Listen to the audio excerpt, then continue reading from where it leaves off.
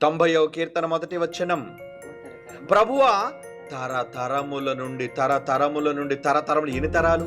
ఇప్పటికి భూమి మీద ఆదాము తర్వాత ఎన్ని వందల వేల లక్షల తరాలు వచ్చంటే చెప్పండి. తరతరములు అనేసాడు అంతే.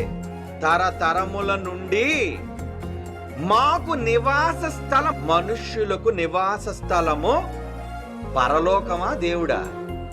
దేవుడు నీవే అంటున్నాడు, నువ్వున్న లోకం కాదు. ఇది ఎప్పుడు గురించి చెప్తున్నాడు? పర్వతములు పుట్టక మునుపు, భూమిని లోకమును నిర్మించక మునుపు, యుగ యుగాలు నువ్వే కదా దేవుడవు.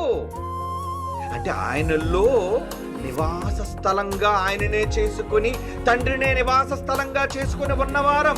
ఎల్పివి అప్పుడున్నాడు, యోబు అప్పుడున్నాడు, లేవి ఉన్నాడు, అబ్రహాం ఉన్నాడు, దావీదు ఉన్నాడు, ప్రవక్తలు ఉన్నారు, అపోస్తలులు ఉన్నారు. సర్వజనులు, సకల ప్రజలు దేవునిలో ఉన్నవాళ్ళమండి. మళ్ళా పుట్టడం ఏంటండి? ఎవరిలో ఉన్నవాళ్ళం? తరతరముల నుండి మాకు నివాస స్థలం, మాకు నా ఒకడు కాదు, మా అందరికి, మనుష్యులైన మా అందరికీ నివాస స్థలం పరలోకం కాదు, నివాస స్థలము. మనం ఉండే లోకం, మనం ఉండే చోటు. స్థలం అంటే చోటే కదండి. మనం ఉండే చోటు ఎక్కడట? గాడ్. దేవుడిని చోటుగా చేసుకుని బ్రతికిన వాళ్ళం మనమంతా.